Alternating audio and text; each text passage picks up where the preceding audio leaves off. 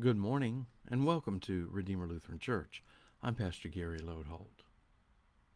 A mother once approached Napoleon seeking a pardon for her son. The emperor replied that the young man had committed a certain offense twice, and justice demanded death. "But I don't ask for justice," the mother explained. "I plead for mercy." "But your son does not deserve mercy," Napoleon replied.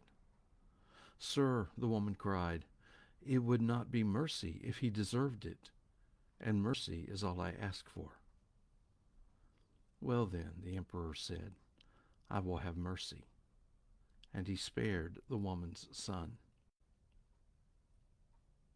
This week and next week we are looking at the Beatitudes, and while we may love these verses, they often speak much deeper than they seem at first.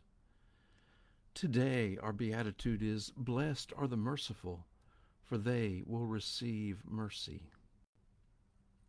And perhaps that story about Napoleon speaks to the struggle we sometimes have. Far too often we are willing to give mercy to someone if they are worthy of it. But the story of the woman and Napoleon makes it clear. Mercy can't be deserved or earned. It can only be given, and given only to one who doesn't deserve it. In church, we talk about two words a lot: mercy and grace. And not long ago, I saw an interesting distinction between the two. Mercy is not getting what you do deserve. Grace is getting what you don't deserve.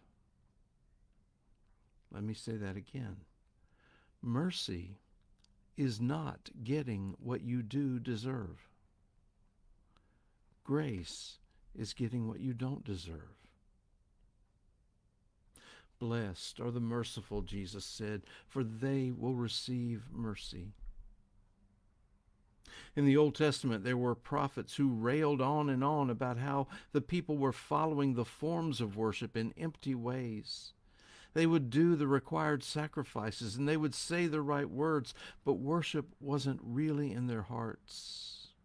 In Hosea, God pleads with the people to live out their faith and not just heap up empty words.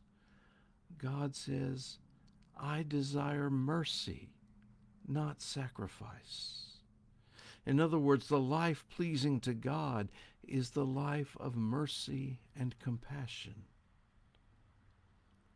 "Blessed are the merciful," Jesus said, "for they will receive mercy." Mercy is more than an attitude. Jesus calls us to make mercy an activity. It means to place oneself in another's shoes, to feel what they feel, to experience life from their perspective, and to grow in our understanding for them and to act accordingly. There's an old movie from the 1920s called The Green Pastures. It's something of the story of the Bible, but at one point, God is walking on the earth and comes on a man engaged in a war.